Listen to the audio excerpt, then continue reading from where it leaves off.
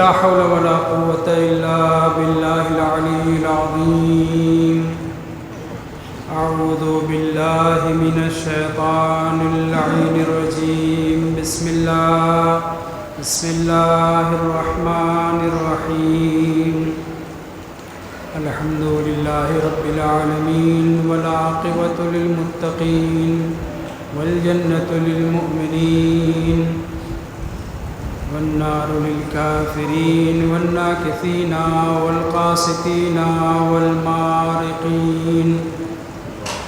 ثم الصلاة والسلام والتحية والإكرام على الرسول النبي الأمي العربي المكي المدني البطهي الأبتهي الكوكب الدري النور المضيء حبيب إله العالمين بالقاسم محمد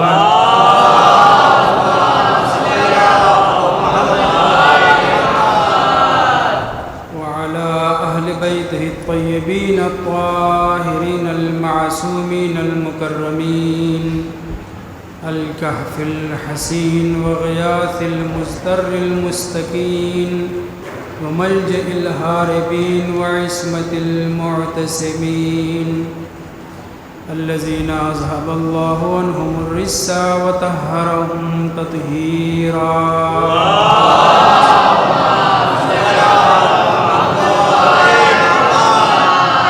لا سيما الإمام المبين بقية الله في الأرضين وحجته على الخلق أجمعين الإمام الثاني عشر الحجة المهدي المنتظر صلوات الله وسلامه عليه ولعنة الله على أعداء الله وعلى أعدائهم ومنكري فضائلهم وعصمتهم وغاصبي حقوقهم أجمعين من يومنا هذا إلى قيام يوم الدين.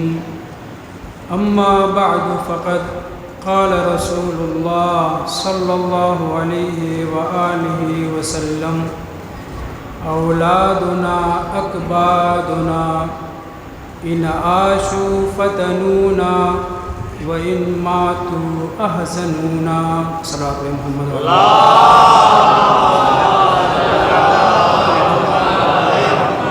اس سے پہلے کہ میں آپ حضرات کے سامنے اس حدیث کے اوپر گفتگو کروں، میں آپ حضرات سے گزارش کروں گا، بچہ اگرچہ غیر بالغ تھا لیکن ممیز بچے کو بھی شریعت نے تکلیف دی ہے. اس بچے کی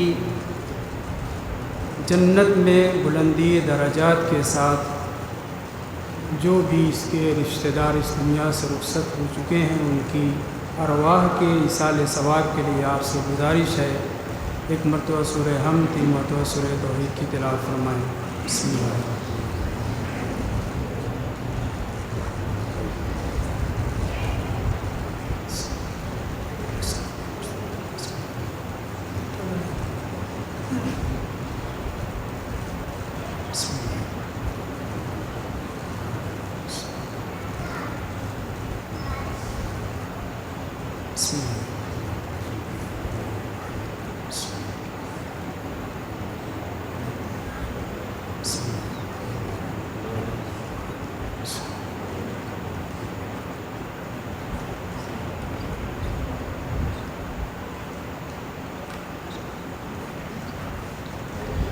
صلوات محمد و آل محمد.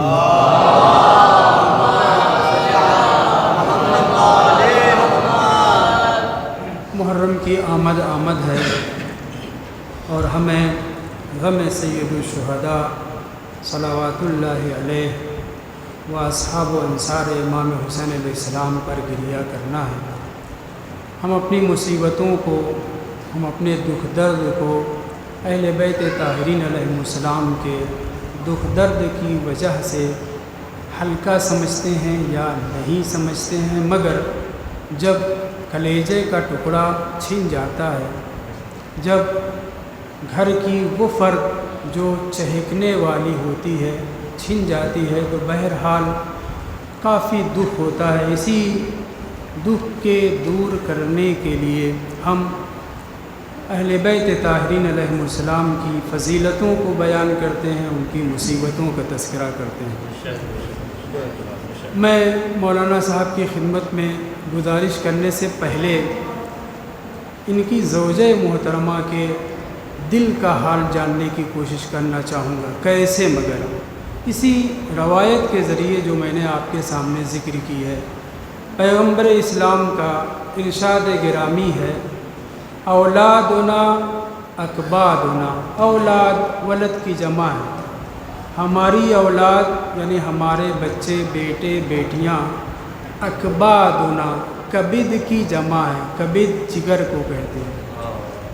ہماری اولاد ہمارے جگر ہے، جگر کے ٹکڑے نہیں، ہمارے جگر ہے۔ ان عاشو فتنونا، اگر زندہ رہتے ہیں، پلتے ہیں، پروان چڑھتے ہیں، بڑے ہوتے ہیں، جوان ہوتے ہیں، تھوڑا بہت ادھر ادھر انحراف کا شکار ہونے لگتے ہیں تو پھر کیا ہوتا ہے؟ فتنونا، وہ ہمیں آزمائش اور امتحان میں ڈال دیتے ہیں۔ بچہ بڑا ہوتا ہے، جتنا پروان چڑھتا ہے، بڑا ہوتا ہے، اتنے ہی ماں باپ کی فکر بڑھتی چلی جاتی ہے۔ اس کے ماں باپ کے دل میں عجیب و غریب کیفیت پیدا ہونا شروع ہو جاتی ہے۔ اگر زندہ رہے تو آزمائش و امتحان کا سبب ہے، وَإِن مَاتُوا، لیکن اگر مر جائیں، احزنونا، تو ہمیں وہ حزن و ملال میں مبتلا کر دیتے ہیں۔ یہ ایک فقرہ ہے رسول اسلام کا۔ سب سے پہلے میں چاہوں گا ماں کو پرسہ پیش کروں، پھر باپ کو، پھر بھائی کو، اور آپ حضرات کو بھی، چونکہ سب کے سب اس علاقے سے تعلق رکھتے ہیں، آپ سب کا پیارا تھا، لہٰذا یہ 4 باتیں مجھے کہنی ہیں، ایک باپ سے، ایک ماں سے، ایک بھائی سے، اور ایک مومنین سے۔ اولادنا اکبادنا، ہماری اولاد ہمارے کلیجے ہیں، کلیجے کے ٹکڑے ہیں، یعنی بہت ہم چاہتے ہیں۔ قرآن مجید نے بھی اولاد کو فتنہ سے تعبیر کیا، فتنہ اردو والا نہیں، آزمائش اور امتحان کا سبب ہے۔ زندہ رہیں تو آزمائش ہیں، اور اگر اس دنیا سے رخصت ہو جائیں تو ہمارے لیے حزن و ملال کا سبب بنتے ہیں۔ ماں باپ کے اوپر کیا گزر جاتی ہے وہ ماں باپ ہی درک کر سکتے ہیں۔ یہ تو تھی حدیث، ایک حدیث اور ہے، مگر اس کے الفاظ بہت توجہ چاہوں گا۔ کتاب معالی السبتین میں علامہ حیری نے یہ لکھا ہے کہ ایک مرتبہ 2 عرب بدو آپس میں لڑتے ہوئے پیغمبر اسلام کی خدمت میں پہنچے۔ وہ کہہ رہا ہے یہ اونٹنی میری ہے، دوسرا کہہ رہا ہے یہ اونٹنی میری ہے۔ حدیث جو میں نے پڑھی ہے وہ آپ کے مد نظر رہے۔ محرم میں جو گفتگو کرنی ہے وہ الگ ہے، آج ہم کو پرسے کی مجلس ذکر کرنی ہے۔ دونوں عرب، دونوں بدو آپس میں لڑتے جھگڑتے پہنچے پیغمبر اسلام کی خدمت میں۔ وہ کہہ رہا ہے یہ اونٹنی میری ہے، وہ کہہ رہا ہے یہ اونٹنی میری ہے۔ بالآخر کسی کے پاس کوئی گواہ نہیں تھے، پیغمبر کیا فیصلہ کریں؟ معصوم امام بھی مأمور ہے، خدا کی طرف سے اسے حکم دیا گیا ہے کہ وہ فیصلہ سنائے، اپنے علم امامت و نبوت کی بنیاد پر نہیں، بلکہ جو گواہ پیش ہوں، جو قسم کھائی جائے، جو گواہ کے طور پہ ثابت ہو، اس کے اعتبار سے فیصلہ سنائے، اور اگر گواہ نہ ہو تب کیا کرے؟ قسم کھلائی جائے گی۔ بہرحال یہ سب احکام ہیں۔ کوئی فیصلہ نہیں ہو سکا تو ایک عرب نے، ان دونوں میں لڑنے والوں میں سے ایک نے کہا، حضور ایسا کریے، اس اونٹنی کو ذبح کر دیجئے، اگر یہ راضی ہو تو اس اونٹنی کو ذبح کر دیا جائے، ہم آپس میں مثلا بانٹ لیتے ہیں، لیکن یہ اونٹنی میری ہے، اگر یہ راضی ہو جائے تو میں دلیل پیش کر سکتا ہوں۔ اس کی دلیل کیا ہے؟ کوئی دلیل پیش نہیں کر رہا ہے۔ آخر میں جب اس نے یہ کہا کہ اے اللہ کے رسول، اگر یہ راضی ہے تو اس کو ذبح کیا جائے، آدھا آدھا ہم اس کا گوشت بانٹ لیتے ہیں، لیکن یہ اونٹنی بہرحال میری ہے، میرے پاس دلیل ہے، مگر وہ دلیل ذبح ہونے کے بعد بتا سکتا ہوں۔ پیغمبر نے اس شخص سے اجازت لی، دونوں جب راضی ہو گئے، ذبح کی گئی۔ ذبح کرنے کے وقت، ذبح کرنے سے پہلے اس نے پیغمبر اسلام سے کہا، اے اللہ کے رسول، میری 2 دلیل ہے۔ وہ 2 دلیل یہ ہے کہ اس اونٹنی کے جگر میں 2 عدد سوراخ ہیں۔ آج کا زمانہ نہیں ہے کہ آپ سونار وغیرہ کے ذریعے سے پتہ کر لیں، اس زمانے میں یہ سب کچھ نہیں تھا۔ وہ عرب کہہ رہا ہے اس اونٹنی کے جگر میں 2 سوراخ ہیں، وہ دونوں سوراخ دلیل ہیں کہ یہ اونٹنی میری ہے۔ پیغمبر نے اس سے اس کی تفصیل جاننا نہیں چاہی۔ اونٹنی ذبح کی گئی، ذبح کرنے کے بعد جب اس کا کلیجہ نکالا گیا تو 2 سوراخ نظر آئے۔ اب پیغمبر نے پوچھا، یہ بتلا تجھے کیسے پتا کہ اس اونٹنی کے جگر میں 2 سوراخ ہے؟ تب اس نے اس حدیث کا حوالہ دیا جو میں نے آپ کے سامنے پڑھا کہ ہماری اولاد ہمارے جگر کے ٹکڑے ہیں، زندہ رہیں تو آزمائش اور امتحان کا باعث ہیں، مر جائیں تو حزن و ملال میں مبتلا کر دیتے ہیں۔ ایسے ہی ایک آپ کی حدیث میں نے سنی ہے، الفاظ مجھے یاد نہیں، کہ آپ نے فرمایا ہے کہ اگر کسی ماں کے سامنے اس کے بچے یا بچی کو ذبح کر دیا جائے تو غموں کی، رنج کی وجہ سے اس کے جگر میں سوراخ ہو جایا کرتا ہے۔ اے اللہ کے رسول، مجھے ضرورت تھی، میرے یہاں مہمان آئے تھے، میں نے دیکھا نہیں کہ اونٹنی یہیں پر ہے، میں نے اونٹنی کے بغل میں اس کے بچے کو ذبح کر دیا، یہ اونٹنی اتنا تیز چیخی کہ مجھے یقین ہو گیا کہ اس کے جگر میں سوراخ ہو گیا۔ ایسے ہی دوسری مرتبہ مہمان آئے تھے یا کوئی مسافر آیا تھا، تب بھی میں نے ایسا ہی کیا تھا، اونٹنی بہت تیزی کے ساتھ چیخی چلائی تھی، تب مجھے یہ احساس ہوا تھا کہ اس اونٹنی کے جگر میں 2 سوراخ ہیں۔ عزیزو، اولاد کا چلا جانا ماں کے لیے بے پناہ دکھ درد کا سبب بنتا ہے، کلیجے میں سوراخ ہو جاتا ہے۔ میں خداوند متعال سے دعا کروں گا کہ مولانا کی زوجہ کو خداوند متعال بے پناہ صبر و شکر کرنے کی توفیق عنایت فرمائے۔ صلوات علی محمد وعلی محمد۔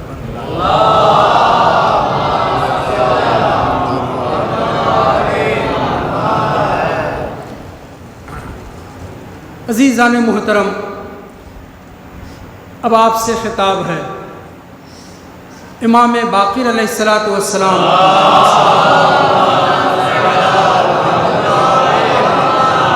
کی خدمت میں ایک مومن دور دراز علاقے سے پہنچا۔ امام کی خدمت میں پہنچنے کے بعد بیٹھتا ہے سلام و کلام کے بعد، اور اس کے بعد تھوڑی دیر کے بعد امام اس سے فرماتے ہیں کہ تمہارے بابا کا کیا حال ہے؟ سن رسیدہ تھا، قریل جوان تھا، تمہارے باپ کا کیا حال ہے؟ تمہارے بابا کیسے ہیں؟ اس نے کہا الحمدللہ، شکر ہے میرے بابا ٹھیک ٹھاک ہیں۔ امام نے فرمایا انا للہ و انا الیہ راجعون۔ تم جب اپنے علاقے خراسان سے چلے تھے، گرگان جسے جرجان کہا جاتا ہے عربی میں، وہاں پہنچے تھے تو تمہارے والد اس دنیا سے رخصت ہو گئے۔ اس نے کلمہ استرجاع اپنی زبان پہ جاری کیا، تھوڑا بہت رویا، اور جب رو کر کے وہ تھوڑا سا ٹھہر گیا، تب امام باقر علیہ السلام نے اس سے دوبارہ پوچھا تمہارے بڑے بھائی کا کیا حال ہے، وہ کیسے ہیں؟ اس نے کہا مولا بہت ہی عافیت کے ساتھ، صحت مندی کے ساتھ ٹھیک ٹھاک ہیں۔ امام نے پھر فرمایا انا للہ و انا الیہ راجعون۔ دوسری مرتبہ جب امام نے اپنی زبان پر انا للہ کلمہ استرجاع جاری کیا تو اس نے بھی بار بار انا للہ پڑھنا شروع کیا اور رونا شروع کیا، کچھ دیر تک روتا رہا۔ اس کے بعد امام نے فرمایا اسکت فقد سار الی الجنت۔ بہت توجہ چاہوں گا، چپ ہو جاؤ، مت رو۔ ظاہر ہے کہ باپ کے مرنے کی خبر سنی، تھوڑا رویا، اس کے بعد بڑے بھائی کے رونے کی سنی، تب بھی رویا، لیکن اب دو دو غم تھوڑے سے فاصلے سے امام نے اس کو بیان کیا تاکہ اس کے اوپر یکایک اثر نہ پڑے۔ بھائی کے غم کی خبر دی اس طرح سے کہ اس کا بھائی کا پڑوسی، نام تو اس کا صالح ہے مگر وہ غیر صالح انسان ہے، اوباش ہے، گنڈا ہے، اس نے تمہارے بھائی کو ذبح کر دیا ہے۔ باپ اپنی طبیعی موت اس دنیا سے رخصت ہوا ہے مگر تمہارے بڑے بھائی کو ذبح کر دیا ہے اس کے پڑوسی نے۔ جب یہ رو رہا تھا، دیر تک روتا رہا، تو امام نے کہا اسکت فقط سارا الی الجنت۔ سارا عربی میں تثنیہ کا صیغہ ہے، دو کے لیے استعمال ہوتا ہے۔ ٹھہر جاؤ، چپ ہو جاؤ، نہ رو۔ کیوں؟ اس لیے کہ تمہارے باپ بھی اور تمہارا بھائی بھی دونوں جنت پہنچ گئے ہیں۔ مومنین، توجہ چاہتا ہوں، امام معصوم ایک تو خبر دے رہے ہیں اتنی دور کی، دوسرے یہ تو ہو گئی دنیاوی خبر، اخروی خبر یہ ہے کہ تمہارے باپ اور بھائی جنت پہنچ گئے۔ اس کا دل مضبوط ہوا، ٹھہر گیا۔ اور ایک جملہ اور بھی امام نے ارشاد فرمایا، یہ جو دونوں دنیا سے رخصت ہو گئے، جنت میں چلے گئے نا، والجنت خیر لہما مما کان فیہ، اور یہ جو حالت تھی ان کی زندگی کی، جو پریشان حالی کے ساتھ وہ زندگی بسر کر رہے تھے، جنت ان کے لیے بہتر ہے۔ بہت توجہ، جنت ان کے لیے اس اجیرن والی زندگی سے بہتر ہے۔ یقیناً مومن ہمیشہ آمادہ رہتا ہے، ہم نقش اہل بیت پر چلنے کی کوشش کرتے ہیں، موت آتی ہے تو آئے لیکن اہل بیت طاہرین کی محبت میں آئے۔ ایسے ہی اس مومن سے امام کہہ رہے ہیں والجنت خیر لہما، جو زندگی وہ گزار رہے تھے، اگرچہ تمہارا بھائی قتل کیا گیا ہے، قاتل کو سزا ملے گی۔ قرآن کہہ رہا ہے من یقتل مؤمنا متعمدا فجزاؤہ جہنم خالدا فیہا، جو شخص کسی مومن کو قتل کر دے بلا وجہ، اگر کوئی کسی مومن کو قتل کر دے، چھوٹا ہو، بڑا ہو، بوڑھا ہو، جوان ہو، عورت ہو، مرد ہو، مومن کو قتل کرنے والا چاہے جتنا بڑا روزہ دار، نمازی وغیرہ وغیرہ ہو، اس کے لیے قرآن دھمکی دے رہا ہے فجزاؤہ جہنم، اس کا انجام، اس کی جزا، اردو میں سزا، اس کی سزا جہنم ہے، اور صرف جہنم نہیں ہے، خالدن فیہا، جہنم میں وہ ہمیشہ رہے گا۔ مومن کو، ایک مومن کو قتل کرنے والا جہنم میں ہمیشہ رہے گا، اور وہ جو میدان میں آ گئی تھی یا وہ جو میدان میں آ گیا تھا، جو کتنے مومنین کے شہید ہونے کا سبب بنے، ان کو جنتی تمہارے کہنے سے کوئی جنتی بنا نہیں سکتا۔ صلوات پہ محمد وعلیہ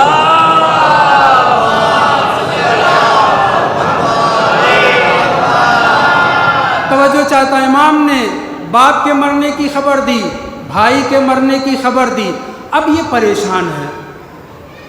اولاد کے سلسلے میں مجلس ہو رہی ہے ایصال ثواب کی، اس لیے اس پہ گفتگو کرنا ضروری سمجھتا ہوں۔ اب یہ پریشان ہے کہ مولا نے میرے باپ کے جو صحیح سلامت ہے اس کے بارے میں تو پوچھا، میرا بھائی جو مجھ سے بڑا ہے ٹھیک ٹھاک تھا اس کے بارے میں بھی پوچھا، اور دونوں کے جنتی ہونے کی، مرنے کی خبر دی، لیکن میں دل ہی دل میں سوچ رہا ہے اپنے جوان بیٹے کو جو بے پناہ درد میں مبتلا تھا، قریب المرگ تھا، جس کے بارے میں سوال کرنا چاہیے تھا، امام نے سوال نہیں کیا، یہ کیا بات ہوئی؟ اس کے دل میں یہ سوال پیدا ہوا۔ بہت توجہ، ہم سب کے لیے یہ بات ہے، صرف مولانا کے لیے نہیں، مولانا تو ایک ایسے بچے کو کھو چکے ہیں جو دیندار تھا بچپنے ہی سے۔ توجہ چاہتا ہوں، ہم سب اپنی اولاد کے سلسلے میں بہت فکر مند نہ رہیں۔ امام کی حدیث ہے، امام امیر المومنین علیہ السلام کی، فرماتے ہیں لا تجعلن اکثر ہمک باہلک وولدک، اپنی اولاد، اپنے اہل و عیال کے سلسلے میں بہت زیادہ فکر مند نہ رہو، لیکن ذمہ داری نبھانے کے بعد یہ ذہن میں رہے جو ہماری ذمہ داریاں ہیں اولاد کی نسبت، اس کے نبھانے کے بعد پڑھانا ہے، اچھا نام رکھنا ہے، لائق ہو جائے شادی کرنا ہے وغیرہ وغیرہ، تعلیم وغیرہ کا، ان سب ذمہ داریوں کے بعد پھر پریشان نہ ہو کہ یہ کہیں لامذہب نہ نکل جائے۔ کہیں ناصبی وہابی فلاں فلاں وغیرہ نہ ہو جائے، اس کا ٹینشن نہ لیجیے۔ امام فرما رہے میں نہیں، فرماتے ہیں لا تجعلن اکثر ہمک باہلک وولدک، اپنی اولاد اور اپنے اہل و عیال کے لیے بہت زیادہ پریشان نہ ہو۔ کیوں؟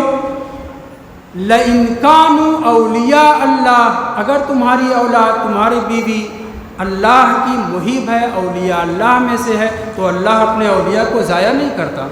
تم کیوں بے فکر مند ہو؟ بہت توجہ، ذمہ داری نبھانے کے بعد زیادہ ٹینشن بچوں کے سلسلے میں نہیں پالنا چاہیے۔ کیوں؟ امام فرماتے ہیں کہ اگر وہ اولیاء اللہ میں سے ہیں، اللہ کے چاہنے والے ماننے والے میں سے ہیں، تو خداوند متعال ان اللہ لا یضیع اولیاء، اللہ اپنے اولیاء کو ضائع نہیں کرے گا۔ وَإِنْ يَكُونُوا أَعْدَاءَ اللَّهِ، لیکن اگر آپ کی اولاد، آپ کی بیوی آئندہ معاذ اللہ خدا نہ کرے دشمن خدا ہو جائے گی، فما ہمک بأہلک، فما ہمک بأہلک وولدک من اعداء اللہ، تو دشمن خدا کے سلسلے میں ہم و غم کے ہمارے کیوں ہونا چاہیے؟ متوجہ ہوئی بات کی طرف؟ اگر اولیاء اللہ میں سے ہیں تو خدا ضائع نہیں ہونے دے گا، آپ ٹینشن نہ لیجئے، لیکن اگر وہ دشمنان خدا میں سے ہیں تو دشمنان خدا کے بارے میں ہمیں ٹینشن ہونا ہی نہیں چاہیے، جائیں جہنم میں، چاہے ہماری بیوی ہے، چاہے ہمارے بچے ہوں، چاہے ہمارے اور کوئی رشتہ دار ہوں۔ توجہ رہے۔ اب آئیے اس حدیث کے اوپر، امام کے سلسلے میں، پانچویں امام کے سلسلے میں مومن کے ذہن میں یہ خیال آیا کہ باپ کے بارے میں پوچھا جو ٹھیک ٹھاک تھا مر گیا، بڑے بھائی کے بارے میں پوچھا جو ٹھیک ٹھاک تھا مر گیا، قتل ہو گیا، شہید جنت میں چلا گیا، یہ تو ایمان، لیکن جس کے بارے میں مجھ سے سوال کرنا چاہیے تھا، کیونکہ میں اپنے بیٹے کو کیا کس حالت میں چھوڑ کے آیا ہوں، روایت کہتی ہے، روایت میں لفظ استعمال ہوا ہے کانا ابنہ شدید الوجع، بہت درد میں مبتلا تھا، بے پناہ بیمار تھا، اب تب کی منزل جو ہم بولتے ہیں ویسے تھا، لیکن چونکہ اسے سفر کرنا ضروری تھا، حج تھا یا عمرہ یا زیارت پہ آیا تھا مدینے، اس لیے یہ چل پڑا۔ اب یہ سوچ رہا ہے کہ امام نے میرے بیٹے کے بارے میں سوال نہیں کیا، ہمت کر کے امام کے سلسلے میں برا خیال تو نہیں پیدا کر سکتا، مومن ہے، چاہنے والا ہے، خود بھی مومن ہے، باپ بھی مومن تھا، بھائی بھی مومن تھا، لیکن اس نے ہمت کر کے امام سے سوال کر لیا، مولا میرا بیٹا جو شدید بیمار ہے اور اس کی بیماری اب کثرت الوجع، علم الوجع، شدید بیمار ہے، مگر آپ نے اس کے بارے میں سوال نہیں کیا، فلم تسألنی عنہ، آپ نے اس کے بارے میں مجھ سے کوئی سوال نہیں کیا۔ برجستہ امام نے فرمایا انہ لنا عدو، وہ ہمارا دشمن ہے۔ کون؟ اس شخص کا، مومن ماں باپ کا، مومن جو اس کا بڑا بھائی ہے، مومن جو باپ تھا، اس شخص کا بیٹا جو شدید بیمار تھا، اس کے لیے امام خبر دے رہے ہیں انہ لنا عدو، وہ ہمارا دشمن ہے۔ اب یہ حیران کہ میں مومن، میں نے تعلیم دی ہے، زوجہ مومن، پورا گھرانہ مومن، اور اس کے بعد امام یہ ارشاد فرما رہے ہیں کہ تمہارا بیٹا ہمارا دشمن ہے۔ یہ نہیں کہا کہ تمہارا بیٹا ہمارا چاہنے والا نہیں ہے، اگر یہ کہہ دیتے چاہنے والا نہیں ہے تو ہلکا تھا مسئلہ، لیکن امام کیا کہہ رہے ہیں؟ نہ صرف یہ کہ وہ چاہنے والا نہیں ہے بلکہ وہ ہمارا دشمن ہے۔ روایت کہتی ہے، جناب ابو بصیر نقل کرتے ہیں، وہ شخص انسان بوجھل ہو گیا، جیسے کتنا بڑا بوجھ اس کے اوپر رکھ دیا گیا ہو، پریشان ہے، اب کیا کرے؟ ایک مرتبہ امام سے ایک فقرہ کہتا ہے حل من ہیلۃ، مولا کیا کوئی راستہ ہے، ہیلا اردو والا نہیں، کیا کوئی چارہ ہے، کیا کوئی راہ کار ہے کہ میں اپنے بیٹے کو آپ کا چاہنے والا بنا سکوں؟ بیٹا ہے، کلیجے کا ٹکڑا ہے، شدید بیمار تھا، جوان ہے، بالکل جوان، اور اس کے بارے میں امام نے فرمایا وہ ہمارا دشمن ہے، تو اس لیے اس نے کہا کہ مولا کیا کوئی راستہ ہے کہ میں اسے اپنا آپ کا بنا سکوں، چاہنے والا بنا سکوں؟ اگر دعا کی بات ہوتی، معصوم امام کسی کے لیے اگر دعا کر دے وہ تو مستجاب ہونی ہی ہے، لیکن معصومین علیہم السلام قدرت کے خداوند متعال کے فیصلے کے تابع ہیں۔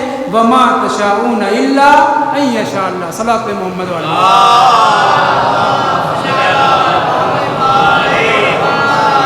اس فکرے پر امام کو چاہیے تھا کہ راستہ بتلاتے کہ جو دشمن دوست بن جاتا۔ قرآن نے بھی دوست بنانے کا، روایات نے بھی دوست بنانے کے بہت سے طریقے بتلائے ہیں، مگر عالم ارواح میں روز الست جن جن لوگوں کی روحوں نے، بہت توجہ، جن جن لوگوں کی روحوں نے اقرار ولایت معصومین علیہ السلام کیا ہے، بس وہی دنیا میں اہل بیت کے شہدائی بنے۔ میں اس واقعے کو یہیں روک کر کے اس مطلب کی اور وضاحت کرنا چاہتا ہوں۔ مولا امیر المومنین علیہ السلام کوفہ میں تشریف فرما ہیں، بہت سے چاہنے والے جمع ہو گئے ہیں۔ ایک شخص آتا ہے اور آ کر کے کہتا ہے، یا امیر المؤمنین انی احبک و اتولاک۔ توجہ لفظوں پر، اے مولا، امیر المومنین کہہ رہا، نام نہیں لے رہا، یا امیر المؤمنین انی احبک و اتولاک، اے مولا میں آپ کو چاہتا ہوں، میں آپ کا محب ہوں، صرف محب نہیں، و اتولاک، اور میں آپ کی ولایت کا بھی قائل ہوں۔ کیا کہہ رہا ہے؟ میں آپ کا چاہنے والا ہوں، اور صرف چاہنے والا نہیں ہوں، پکا شیعہ ہوں، پکا مومن ہوں، پکا مولائی ہوں۔ امام نے کہا کذبت، تو جھوٹ بول رہا ہے۔ امام معصوم وہاں باپ کو، بھائی کو جنتی ہونے کی خبر دی، یہاں امام معصوم امیر المومنین علیہ السلام اس شخص سے کہہ رہے ہیں کذبت، تو جھوٹ بول رہا ہے۔ وہ حیران رہا، بہت زیادہ حیرانی نہیں، بہت چونکہ اندر چور ہے تو اس لیے اس نے سکوت اختیار کیا۔ تھوڑی دیر کے بعد اس نے کہا پھر، واللہ، بہت توجہ، قسم کھا کر کے، واللہ یا امیر المؤمنین انی احبک و اتولاک، مولا میں قسم خدا کی کھا کر کے کہہ رہا ہوں کہ میں آپ کو چاہتا ہوں، اور آپ کو صرف چاہتا نہیں بلکہ آپ کی ولایت کا قائل ہوں۔ میں مولائی ہوں، میں شہدائی ہوں، میں آپ کا فرشتہ ہوں۔ اب کی بار امام نے کہا کذبت ولا صدقت، تو جھوٹ بول رہا ہے، تو سچ نہیں بول رہا ہے۔ جب اس نے قسم کھا کر کے یہ بات کہی تو امام نے اپنے کلمات میں اضافہ کیا۔ امام نے بھی قسم کھا کر کہا نہیں، تو جھوٹ بول رہا ہے، تو ہماری ولایت کا قائل نہیں ہے۔ کیوں؟ توجہ یہاں سے، کیوں؟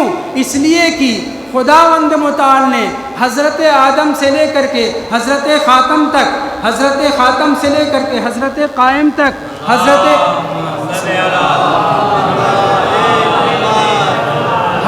قائم سے لے کر کے قیامت تک آنے والے سارے انسانوں کے جسموں کی خلقت سے پہلے ان کی ارواح کو پیدا کیا، اور ارواح کو پیدا کرنے کے بعد انہیں شعور دیا، سمجھ بوجھ کی طاقت دی، اور سمجھ بوجھ کی طاقت دینے کے بعد 14,000 سال پہلے سارے انسانوں کی، قیامت تک آنے والے انسانوں کی ارواح کو مخاطب کر کے کہا الست بربکم، کیا میں تمہارا پروردگار نہیں ہوں؟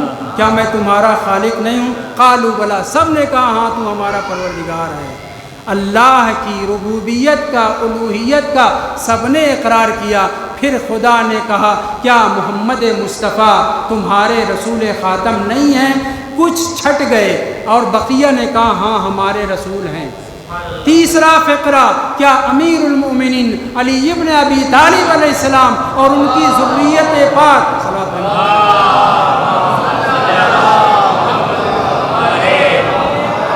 تم سب پر تمہاری جان مال سب چیزوں سے اولا نہیں ہیں؟ کچھ لوگ اور بھی چھٹ گئے، کچھ ارواح بچیں جو قیامت تک مولائی ہونے والی ہیں، شیعہ ہونے والی ہیں، مومن ہونے والی ہیں۔ ان سب نے کہا ہاں ہم امیر المومنین اور ان کی اولاد کی ولایت کو قبول کرتے ہیں۔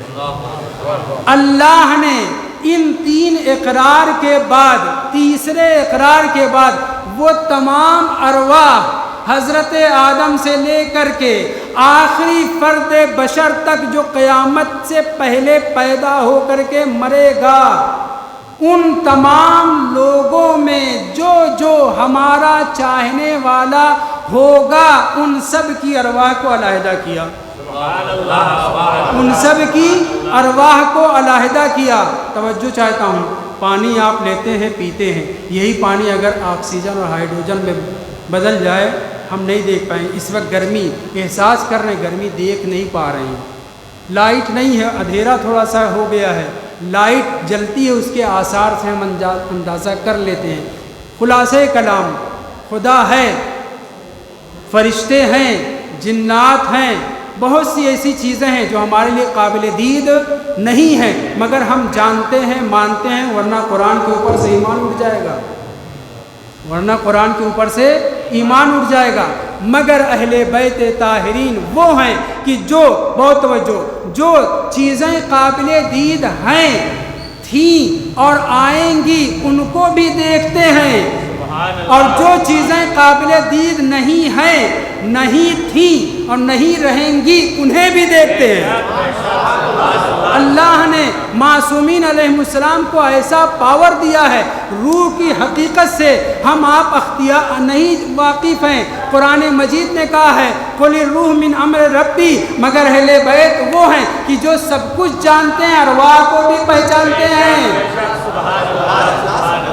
امام نے اس شخص کو مخاطب کر کے کہا، عالم ذر میں، عالم ارواح میں ساری روحیں جب میری ولایت کا اقرار کر رہی تھی، سارے مومنین جو قیامت تک مومن ہونے والے ہیں ان کی روحیں جب میری ولایت کا اور میرے اہل بیت کی ولایت کا، آخری امام تک کی ولایت کا اقرار کر رہی تھی، فَأَيْنَ كُنْتَ، تم کہاں تھے؟ میں ان تمام ارواح کو پہچانتا ہوں، آدم سے لے کر کے نبی خاتم تک، نبی خاتم سے لے کر کے حضرت قائم تک، اور قائم سے حضرت قائم سے لے کر کے قیامت تک آنے والے جتنے بھی مومنین ہیں ان کی روحوں کو امام نے دیکھا، پہچانا، سب نے ایک دوسرے کے سامنے تعارف، سب کا تعارف ہوا۔ یہ نہ سمجھیے کہ مرنے کے بعد امام امیر المومنین کا دیدار ہوگا، نہیں، ہم دیدار کر کے آئے ہیں، ہم دیدار کر کے آئے ہیں، تبھی تو جب یہاں سے جائیں گے دیکھتے ہی پہچان لیں گے۔ السلام علیکم۔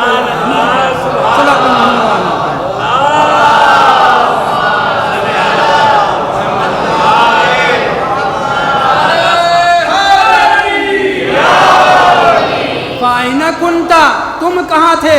تم تو نظر نہیں آئے، یعنی وہاں جو ارواح خلق ہوئی تھیں، جتنی ارواح قیامت تک ولایت کا اقرار کر رہی تھیں ان کو علیحدہ کیا گیا، اور ان ارواح کو بھی علیحدہ کیا گیا جنہوں نے اللہ کی الوہیت اور ربوبیت کا اقرار تو کیا تھا، رسول خدا کی رسالت کا اقرار نہیں کیا تھا۔ یعنی دوسرے لفظوں میں جناب امیر المومنین بلکہ سارے اہل بیت قیامت تک پیدا ہونے والے انسانوں کے ہر انسان کے بارے میں بخوبی واقف ہیں کہ کون جہنمی ہے، کون جنتی ہے۔ صلی اللہ علیہ محمد وعلی محمد۔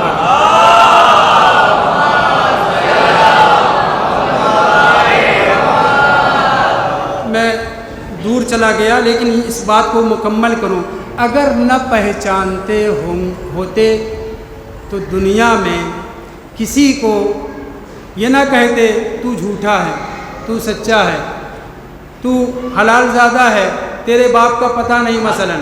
بہت توجہ، یہاں دنیا میں بھی یہ بتلایا، اور آخرت میں جب سب پل صراط سے پار ہو رہے ہوں گے نا تو کہیں گے ھذا لی وھذا لک، اے جہنم یہ تیرا ہے یہ میرا ہے، یہ تیرا ہے یہ میرا ہے، یہ تیرا ہے یہ میرا ہے۔ کیسے؟ اس لیے کہ پہلے سے جانتے ہیں دنیا میں سامنے ہو یا نہ ہو۔ اسی لیے جب مومن کی روح اس دنیا سے رخصت ہوتی ہے مومن بہت پریشان ہوتا ہے، لیکن جیسے ہی دیدار ہو جاتا ہے، جیسے ہی کس کا دیدار؟ جس کو دیکھ چکا ہے، پہچان چکا ہے، جیسے ہی دیدار ہو جاتا ہے جسم بھلے ہی پریشان ہو، روح پریشان نہیں رہ جاتی۔ چلو آپ محمد والے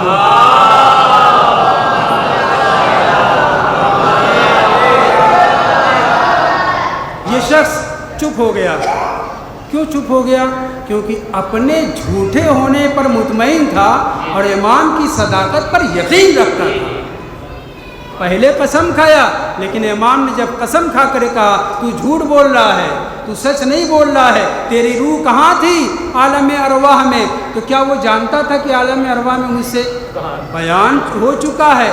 قرآن مجید نے کہا الستو بربکم، تو معصومین سے وہ سن چکا نہیں، پیغمبر اسلام سے سن چکا تھا، اس لیے خاموش رہا۔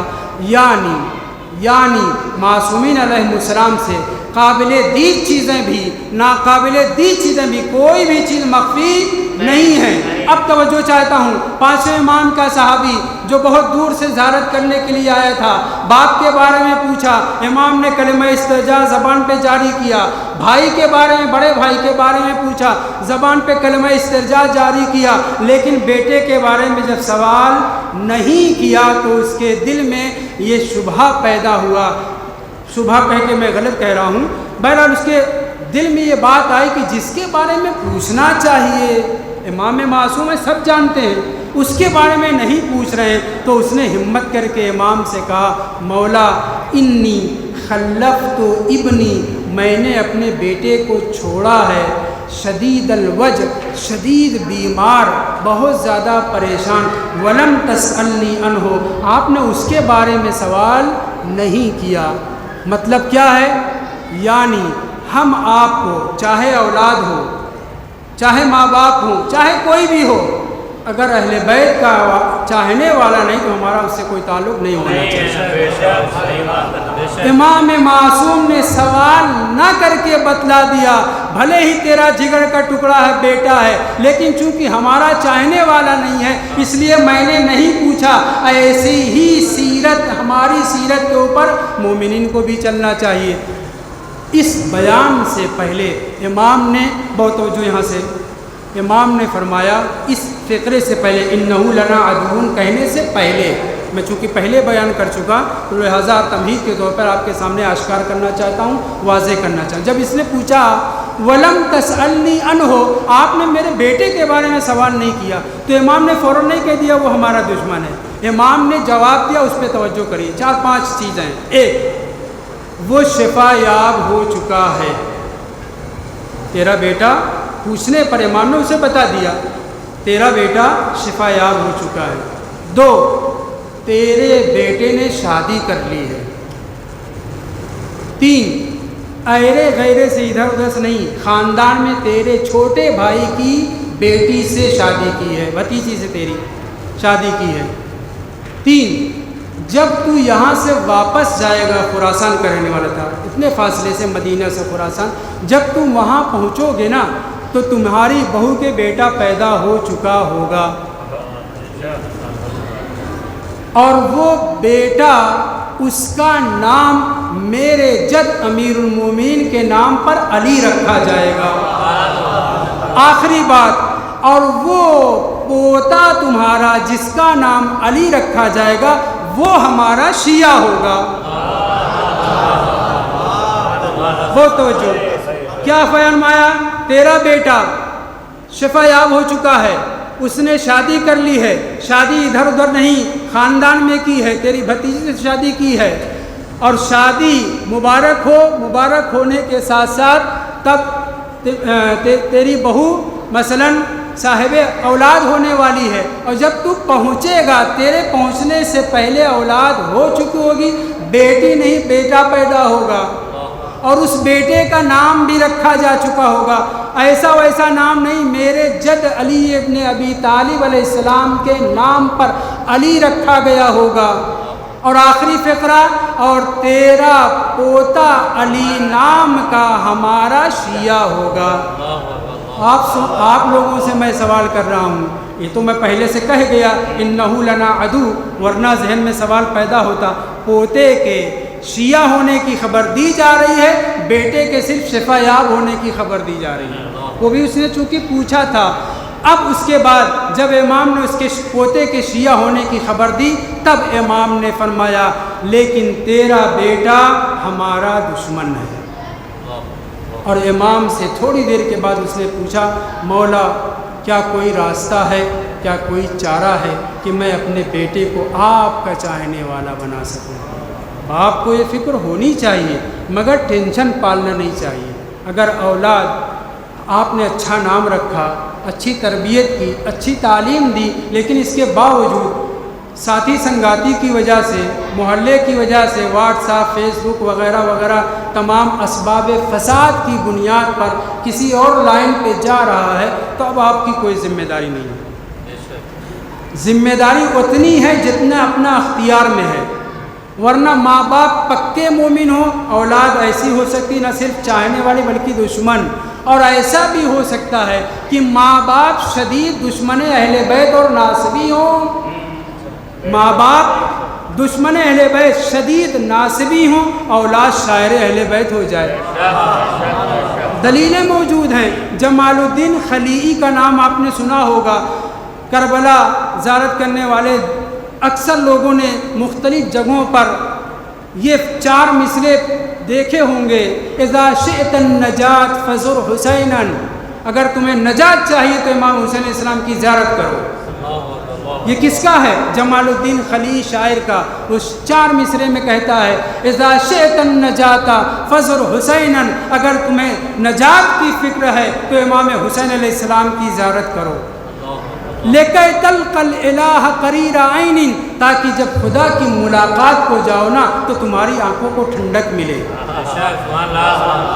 اگر تم نجات چاہتے ہو تو زیارت امام حسین علیہ السلام کرو، اور اس کے بعد مفہوم جلدی ادا کروں، اردو نہ پڑھوں۔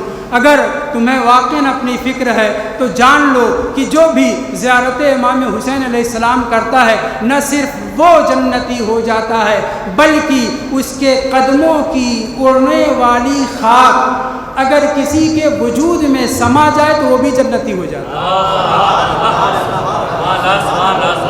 وجہ اس لیے کہ یہ جو جمال الدین خلیعی جس کا میں نام لے رہا ہوں، ماں باپ کے یہاں اولاد نہیں ہو رہی تھی، اہل بیت کے شدید دشمن تھے، ان لوگوں نے بہت توجہ، ان لوگوں نے نذر مانی کہ اگر ہم میاں بیوی کو اللہ نے بیٹا دیا تو وہ بیٹا جب بڑا ہو جائے گا تو ہم رافضیوں کو قتل کرنے کے لیے فرات کے راستے پر بیٹھائیں گے۔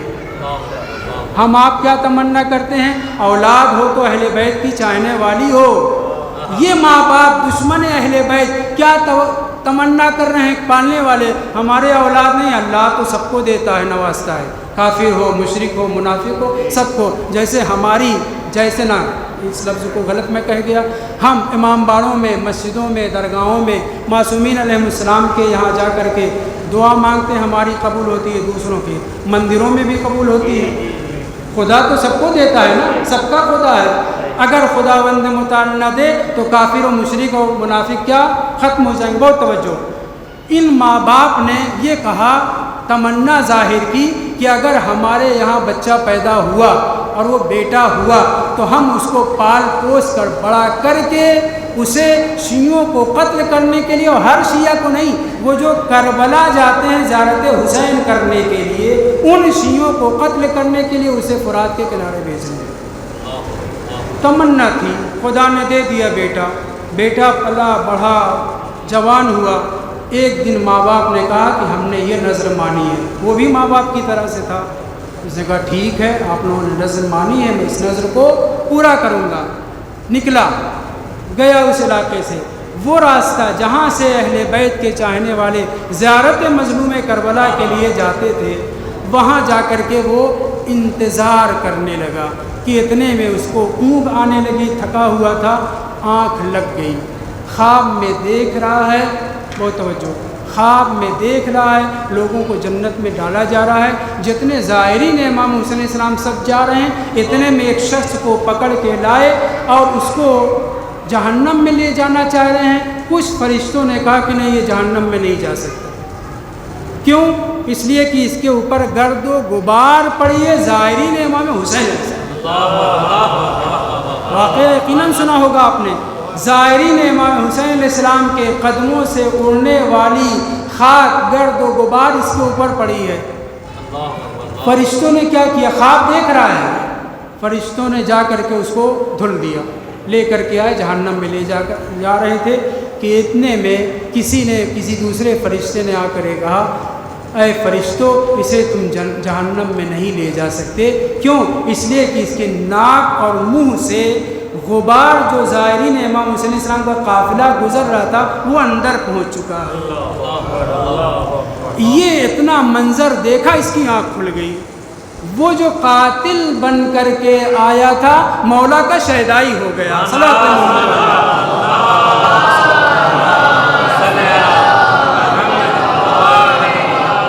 مولا کا چاہنے والا ہو گیا، اور ایسا اتنا بڑا شاعر ہوا کہ آج تک مشہور ہے جمال الدین خلعی یا خلیعی۔ کیوں؟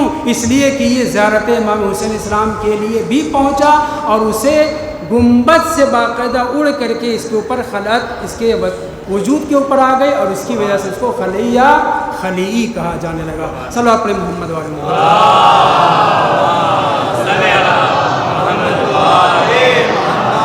دوسری مثال جلدی سے گزر جاؤں، سید محمد اسماعیل حمیری سید نہیں تھے، شاعر بہت بڑے تھے، اس لیے سید کہا گیا۔ سید الشعراء تھے اپنے زمانے کے، مسلمان تھے، اہل بیت کے چاہنے والے تھے، مگر محمد حنفیہ کو امام سمجھتے تھے، اور یہ سمجھتے تھے کہ وہ پردہ غیب میں ہیں، وہ ظہور کریں گے، وہی قائم آل محمد ہیں وغیرہ وغیرہ، ان کی ذہنیت یہ تھی۔ ایک دن امام صادق علیہ السلام کے سامنے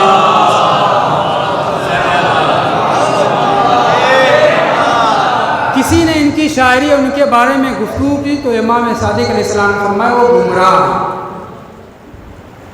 ہیں، گمراہ ہیں۔ سید اسماعیل کی یہ بات امام کی دہن بدہن ہوتی ہوئی کان میں پہنچی کہ میں شاعر اہل بیت، بے پناہ مرثیہ کہنے والا، بے پناہ قطعات کہنے والا، بے پناہ قصائد کہنے والا اہل بیت کی شان میں، اور امام صادق علیہ السلام مجھے غال یعنی گمراہ کہہ رہے ہیں۔ اسے سید اسماعیل کو اچھا نہیں لگا، ہمت کر کے آئے، امام کی خدمت میں پہنچے اور کہا مولا میں تو آپ لوگوں کا مداح ہوں، آپ لوگوں کا شاعر ہوں، اور آپ مجھے ایسا کہہ رہے ہیں۔ امام نے ان کا شانہ پکڑا اور لے کر کے آئے بقیع کے ایک کونے پر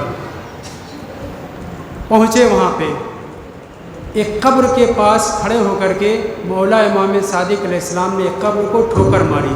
اب جو ٹھوکر ماری تو قبر کھل گئی، ایک بزرگوار نمودار ہوئے، ایک بزرگوار نمودار ہوئے، انہوں نے امام صادق علیہ السلام کو سلام کیا، السلام علیکم یا ابن رسول اللہ۔ امام نے کہا اے قبر سے اٹھنے والے، نہیں کہا چچا، اے قبر سے اٹھنے والے، یہ سید حمیری ہے، یہ آپ کو امام مہدی قائم آل محمد سمجھ رہا ہے، ان کو بتا دیجئے۔ جناب محمد حنفیہ اسی دنیا میں ایک مرتبہ چھٹے امام کے ذریعے زندہ ہو چکے ہیں۔ سید اسماعیل حمیری سے کہا اے سید اسماعیل، میں محمد حنفیہ ہوں، فرزند امیر المومنین ہوں، میں اس دنیا سے رخصت ہو چکا ہوں، مجھے غسل دیا گیا ہے، کفن دیا گیا ہے، دفن کر دیا گیا ہے، اور تمہارے زمانے کے تمام لوگوں کے امام اور تمہارے بھی امام جعفر صادق علیہ السلام،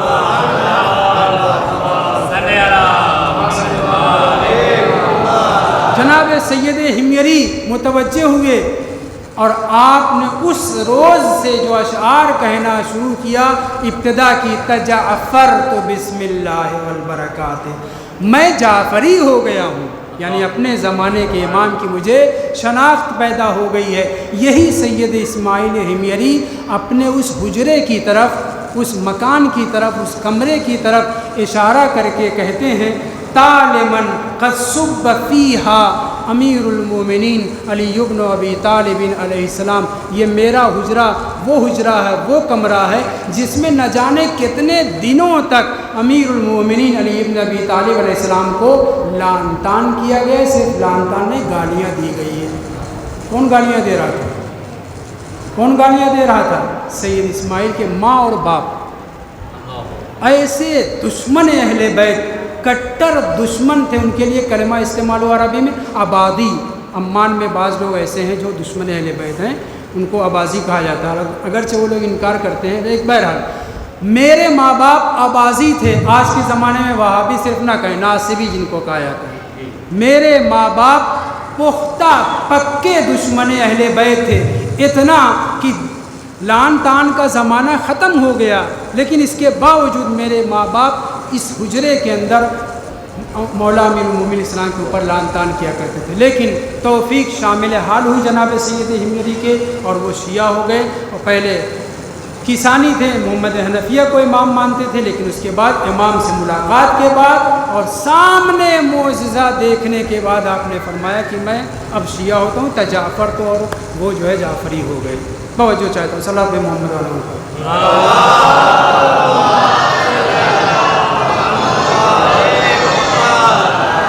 ایک بھائی کو بھی پرسہ دینا چاہتا ہوں۔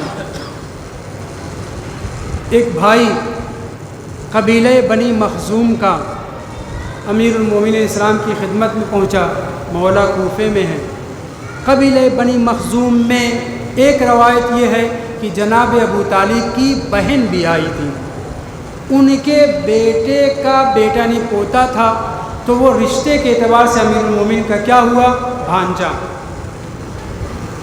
وہ شخص، وہ جوان امام کی خدمت میں، کوفے سے باہر رہتا تھا، امام کی خدمت میں پہنچا، امیر المومنین کی خدمت میں پہنچا اور کہتا ہے مولا آپ تو جانتے ہیں، مولا نہیں کہا، لفظ استعمال کیا یا خال، اے ماموں جان۔ امیر المومنین کو اپنا قبیلے کے اعتبار سے ماموں ہوتے تھے۔ یا خال، اے ماموں، آپ کو پتہ ہے کہ میرا بھائی مر گیا ہے، مگر میرا بھائی منحرف تھا۔ ہم تو ایک مومن کی بات کر رہے ہیں، ایک پکے شہدائی اہل بیت کی بات کر رہے ہیں، جوان کی، نوجوان کی بات کر رہے ہیں۔ میں واقعہ جو نقل کر رہا ہوں اس میں الٹا ہے اس کا، کیا یہ کہہ رہا کر کے کہ اے امیر المومنین، اے ماموں جان، آپ کو پتہ ہے میرا، اب نہیں کہوں گا، بن نہ کریں، انہیں اگر ناصبی اور وغیرہ کی وجہ سے مشکل تو نہیں ہو رہی ہے؟ اچھا، توجہ چاہتا ہوں۔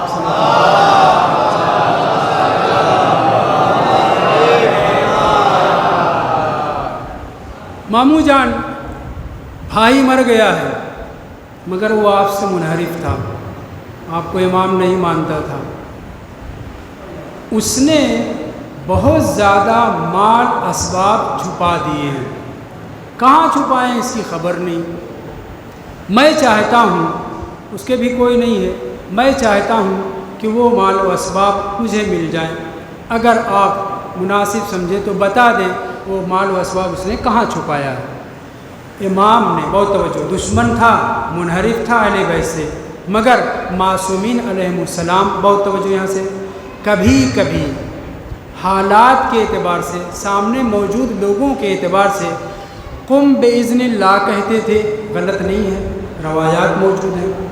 کبھی قم باذنی کہا ہے، مگر یہ روایت مشہور ہے، کتابوں میں نہیں ملتی، اس لیے مخالفین ہمارے اعتراض کرتے ہیں، یہ بھی ہے۔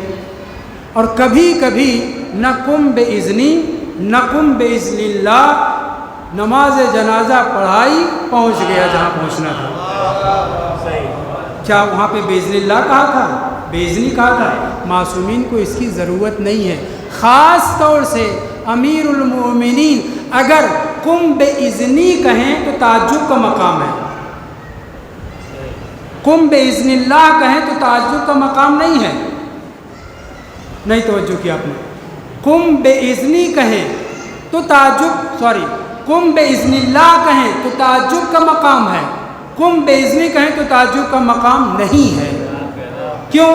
اس لیے کہ جس شخص نے رسول کی حفاظت میں ایک ہی شب میں ساری مرضی الہی اپنے قبضے میں کر لی، اب وہ کسی کام میں قم باذن اللہ کہے تو حیرت ہے۔ اب کیوں آپ باذن اللہ کہیں؟ آپ کو تو اذن پہلے سے حاصل ہے۔ صلی اللہ علیہ محمد علیہ۔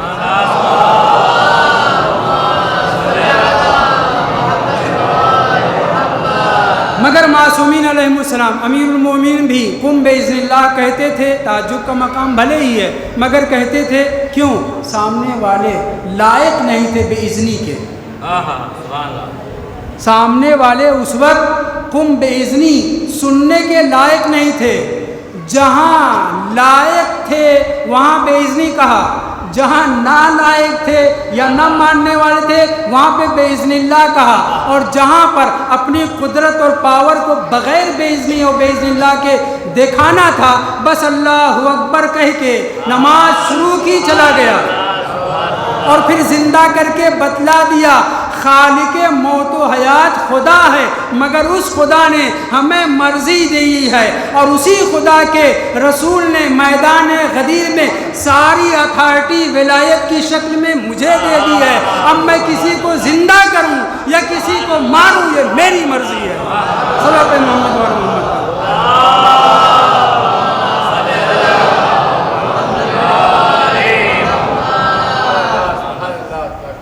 ماموں جان بہت مال تھا، میں اس مال کو حاصل کرنا چاہتا ہوں، اچھی جگہ خرچ کرنا چاہتا ہوں، کیا کروں؟ اگر ہو سکے تو مجھے بتا دیجئے کہ اس نے کہاں چھپایا ہے۔ مطالبہ کیا ہے؟ صرف مال مل جائے، چاہنے والا ہے، شیعہ ہے، بھانجا ہوتا ہے، لیکن اس کے باوجود امام سے کہہ رہا ہے مولا وہ گمراہ تھا، آپ تو جانتے ہی ہیں، لیکن میں چاہتا ہوں کہ یہ مال مل جائے۔ امام نے یہ بتانے کے بجائے کیا کہ فلاں جگہ چھپا رکھا ہے، کہہ سکتے تھے، بتا سکتے تھے، امام کہتے ہیں تحب ان تراہ، اے میرے بھانجے کیا تم اپنے بھائی کو دیکھنا چاہتے ہو؟ مر چکا ہے، دفن ہو چکا ہے، لیکن امام کیا فرما رہے ہیں؟ کیا تم اپنے بھائی کو دیکھنا چاہتے ہو، اس کا دیدار کرنا چاہتے ہو؟ مطلب یہ ہے کہ تم میرے چاہنے والے ہو، میرے ماننے والے ہو، میرے بھانجے ہو، میرے رشتہ دار ہو، لیکن اس کے باوجود تم اس لائق ہو کہ بغیر باذنی کے، بغیر باذن اللہ کے ایک مردے کو زندہ ہوتا ہوا دیکھو۔ افتحب ان تراہ، کیا تم اسے دیکھنا چاہتے ہو؟ اس نے کہا ہاں مولا ضرور دیکھنا چاہتے۔ یہ نہیں کہا مولا وہ تو مر چکا ہے، دفن ہو چکا ہے، وہ تو زندہ نہیں ہے۔ امام کے زندہ کرنے کی قدرت کے اوپر اسے ایمان ہے، اس لیے امام سے کہتا نعم ہاں مولا میں دیکھنا چاہوں گا۔ امام نے دوش پر رسول خدا کی رضا ڈالی، چلے اس قبرستان میں کوفہ سے باہر جہاں پہ وہ دفن تھا وہاں پہنچے۔ روایت کہتی ہے فوقظ برجلہ فخرج المیت من القبر، بس امام نے نہ باذن اللہ کہا، یہاں ضرورت نہیں ہے، نہ باذنی کہا، اس کی بھی ضرورت نہیں ہے۔ کیوں؟ اس لیے کہ رشتہ دار ہے، شہدائی ہے، مولائی ہے، چاہنے والا ہے، اپنے بھائی کے انحراف کی خبر دے کر کے بتلا رہا ہے کہ میں چاہنے والا ہوں۔ اس لیے جب امام قبر پر پہنچے فوقظ برجلہ، اپنے قدموں سے قبر کو ٹھوکر ماری، قبر پھٹی، مردہ زندہ ہو کر کے کھڑا ہو گیا، اور اس نے ایک لفظ استعمال کیا ویے ویے ویے ویے سیالان۔ میں بھی یہ لفظ اس لیے استعمال کر رہا ہوں کہ آپ کے ذہن میں بیٹھ جائے۔ اس نے ایک عجیب و غریب زبان پہ، جس کو جہنم کی زبان کہی جاتی ہے، اس میں ایک لفظ استعمال کیا۔ اب یہ حیرت میں، بھائی اس کا حیرت میں، یہ میرا بھائی کیا بول رہا ہے، ویا ویا کیا کہہ رہا ہے، سوالان کیا کہہ رہا ہے۔ اس نے عربی فصیح میں اس سے پوچھا اے بھائی تم تو عرب تھے، عربی بولتے تھے، یہ کیا ہو گیا ہے، تم کون سی زبان بول رہا ہو؟ میں نہیں سمجھ پایا۔ قدرت دی گئی اسے، اس مرنے والے کو قدرت دی گئی۔ اب وہ عربی فصیح میں اپنے بھائی سے کہتا ہے کنت مذلا ومنحرفا عن علی ابن ابی طالب علیہ السلام، چونکہ میں امیر المومنین علیہ السلام سے منحرف تھا، چونکہ میں گمراہ تھا، اس لیے خداوند متعال نے میری زبان جہنم کی زبان بنا دی ہے۔ کیوں؟ یہ بہت اہم مسئلہ ہے، کیوں بنا دیا؟ امیر المومنین سے منحرف صرف تھا نہیں، کہتا ہے، میں یہاں پہ لفظ استعمال نہیں کروں گا، ممبر کی شان کے خلاف ہے، مجبوری آ جاتی ہے لوگ استعمال کرتے ہیں، میں بھی کبھی کبھی استعمال کرتا ہوں. وہ کہتا ہے کن تو علی سنت فلان نمبر 1 و فلان، میں فلاں اور فلاں کی روش کے اوپر قائم تھا، ان کا اتباع کرنے والا تھا، ان کا ماننے والا تھا، اس لیے خداوند متعال نے میری زبان کو بھی جہنمی بنا دیا، مجھے بھی جہنم میں جھونک دیا. کہنے کا مطلب یہ ہے مطمئن رہیں آپ مومنی، جو بھی سنت فلان اور فلان پر ہے اس کی ذات بھی جہنمی ہے، اس کی زبان بھی جہنمی.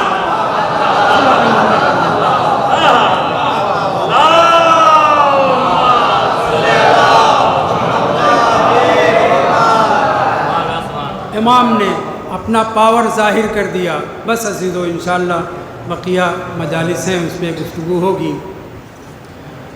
بھائی تھا، جب اس نے امام سے فرمائش کی مال کی، زندہ کیا اور پھر پوچھا کہاں مال ہے، بتایا بہرحال وہ پورا واقعہ. ہم یقیناً دل میں یہ تمنا رکھتے ہیں کہ ہماری اولاد ہمیشہ لمحہ بلمحہ اہل بیت کی شہدائی ہو. دعا کرنا چاہیے. صحیفہ سجادیہ میں حدیث دعا نمبر 24 اولاد کے لیے، ماں باپ کے لیے اور 25 اولاد کے لیے کبھی کبھی پڑھنا چاہیے. دعا بھی کرتے رہنا چاہیے اور جو ذمہ داری ہے اسے نبھانا چاہیے. معصومین علیہ السلام کی اولاد بھی بگڑی ہیں، ہم آپ کیا ہیں؟ مراجع تقلید کی اولاد قاتل اور چور اور ڈکیت ہوئی ہیں، ہم آپ کیا ہیں؟ ایک امام کا بیٹا زید النار، اس کا نام ہی آگ ہو گیا. کیوں؟ اس لیے کہ اس نے ایسی حرکتیں کی تھیں. اور 10 امام کے فرزند کے بارے میں جعفر کذاب و تواب آپ جانتے رہتے ہیں. کوئی ضروری نہیں ہے کہ ہر شخص مومن ہو اور اس کے خانوادہ بھی مومن ہو، اس کی اولاد بھی مومن ہو.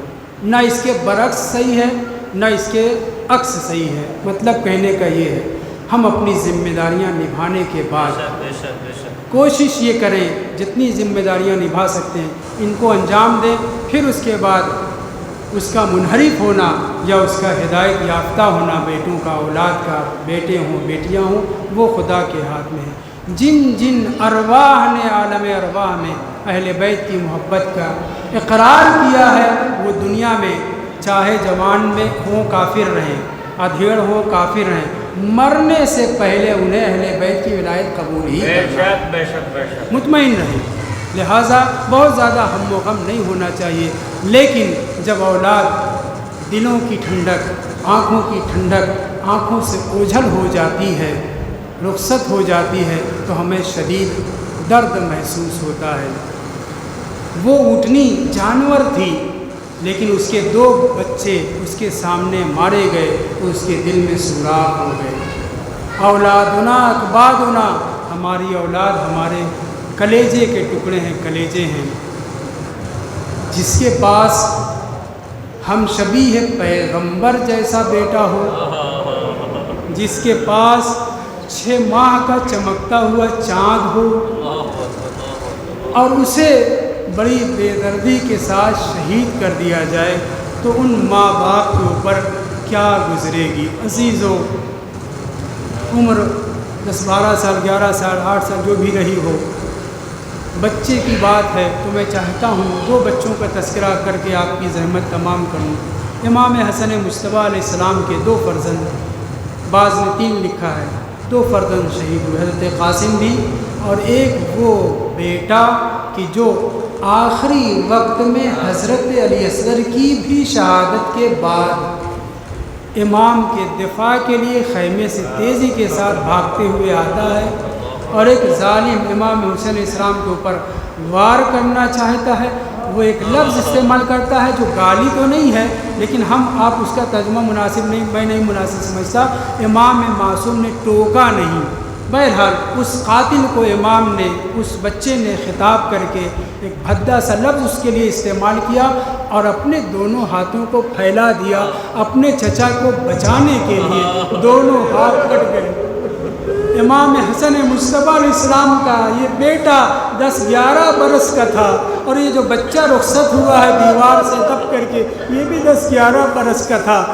عزیزو 5 شہید بتائے گئے ہیں، ان میں سے ایک شہید وہ جو دیوار سے دب کر کے مر جاتا ہے مومنہ، وہ بھی شہید ہے، اسے بھی شہید کا درجہ ملتا ہے۔